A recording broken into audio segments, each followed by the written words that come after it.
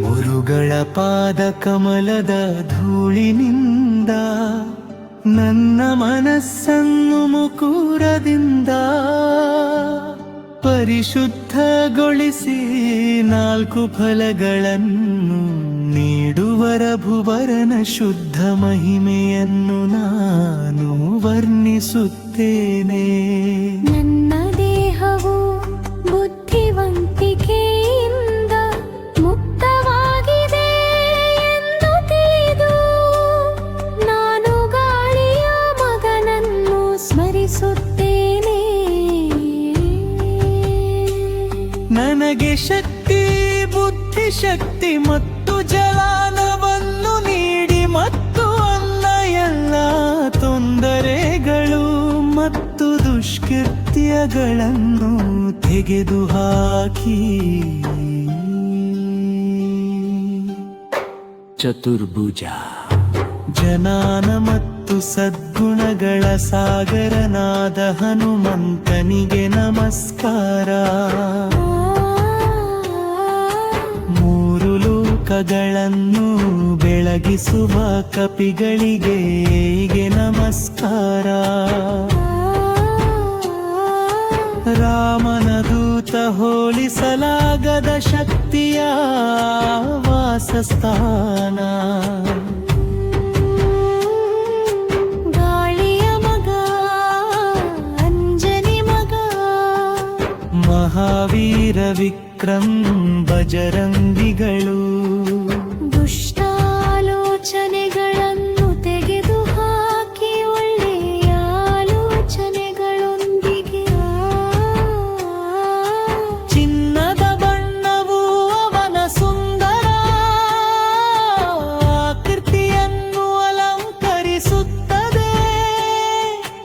ಅವನ ಕಿವಿಗಳಲ್ಲಿ ಕಿವಿಯೋಳು ಜಳ್ಳು ಕುಗುಂಗುರು ಕೂದಲು.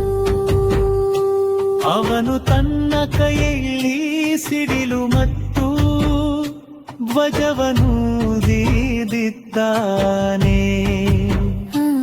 ಅವನು ತನ್ನ ಭುಜಗಳನ್ನು ಪವಿತ್ರ ರಾರದಿಂದ ಅಲಂಕರಿಸುತ್ತಾನೆ.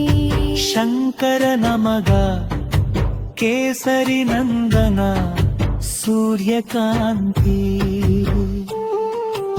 ಅವನ ತೇಜಸ್ಸು ಮತ್ತು ವೈಭವವು ಅದ್ಭುತವಾಗಿದೆ ಮತ್ತು ಲೋಕದ ಆರಾಧಕರು ಪೂಜ್ಯರು ಮತ್ತು ಸದ್ಗುಣಶೀಲರು ಬಹಳ ಬುದ್ಧಿವಂತರು ರಾಮನ ಕೆಲಸವನ್ನು ಸಾಧಿಸಲು ಉತ್ಸುಕ.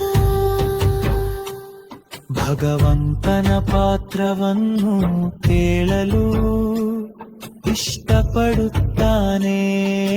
ರಾಮ, ಲಕ್ಷ್ಮಣ ಮತ್ತು ಸೀತೆ ಅವನ ಹೃದಯದಲ್ಲಿ ವಾಸಿಸುತ್ತಾರೆ. ಸೂಕ್ಷ್ಮ ರೂಪವನ್ನು ತೆಗೆದುಕೊಂಡು ಅವನು ಸೀತೆಗೆ ತನ್ನನ್ನು ತೋರಿಸಿನದು. ಉಗ್ರ ರೂಪವನ್ನು ತೆಗೆದುಕೊಂಡು ಅವಲಂಕವನ್ನು ಸುಟ್ಟು ಹಾಕಿದು.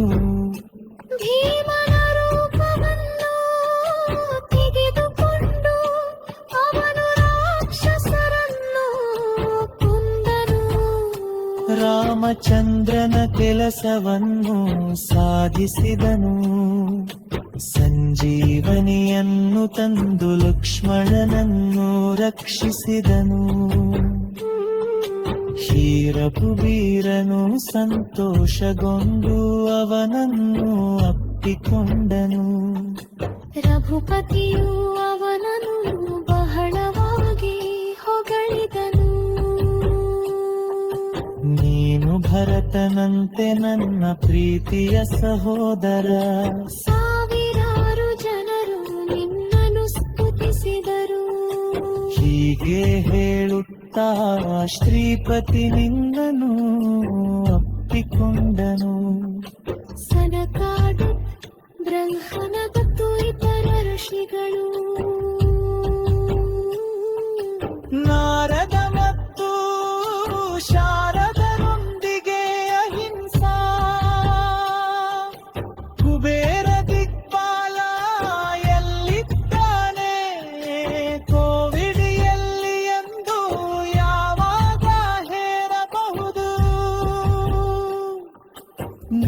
ಸುಗ್ರೀವನಿಗೆ ಏಕೆ ಧನ್ಯವಾದ ಹೇಳಿದಿರಿ? ರಾಮ ಒಡಾಜು ಹುದ್ದೆಯನ್ನು ಪಡೆದು ಅದನ್ನು ಕೊಟ್ಟನು. ನಾನು ನಿಮ್ಮ ಮಂತ್ರವನ್ನು ವಿಭೀಷಣ ಎಂದು ಪರಿಗಣಿಸಿದೆ. ಲಂಕೇಶ್ವರ ಇದ್ದರೆ ಎಲ್ಲವೂ ಜಾಗೃತಗೊಳ್ಳುತ್ತದೆ. ಜುಗ್ಸಹಸ್ರ ಯೋಜನಲ್ಲಿ ಭಾನು ಲಿಯೋ ತಾಹಿ ತಾಹೆ ಸಿಹಿ ಹಣ್ಣು ಜನು ಕಪು ಮುತ್ರಿಕಾರಿ ನೀನು ಕಾಣಿದೆ.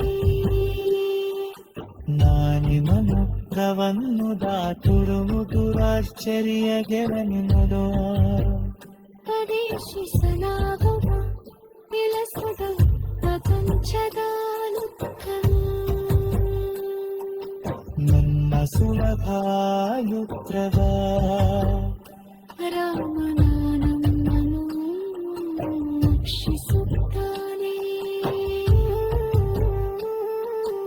ಅನುಮತಿಯಿಲ್ಲದೆ ಹಣನಿರುವುದಿಲ್ಲ. ಎಲ್ಲ ಸಂತೋಷವು ನಿನ್ನ ಬೇಸರ. ಶ್ರೇಷ್ಠ ತರ್ತಾವೇವೋ ನಾಯಕನ ಭಯಪಡಬೇಕು. ನಿಲ್ಲ ತೀವ್ರತೆಯಂದು ನೀವೆಯನ್ನು ಯಂತ್ರಿಸಿದ್ದಾರೆ.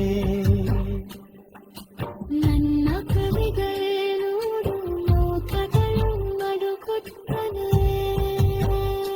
ಬೆಮಗನೋ ಮತ್ತು ರಾಕ್ಷಸರು ಹತ್ತಿರ ಬರಬರಿಂದ ನಹೋದಯನ ಹೆಸರನ್ನು ಮತಿಸಿದಾಗ ನೋಗಗಳ ಬುರವಾಗುತ್ತರೆ ಮತ್ತು ಎನ್ನ ನೋವುಗಳು ತೋರವಾಗುತ್ತಲೇ. ನಿರಂತರವಾಗಿ ಹನುಮನ ಹೆಸರನ್ನು ಜಪಿಸುವುದರಿಂದ ಹನುಮಂತನ ರೂಪಗಳನ್ನು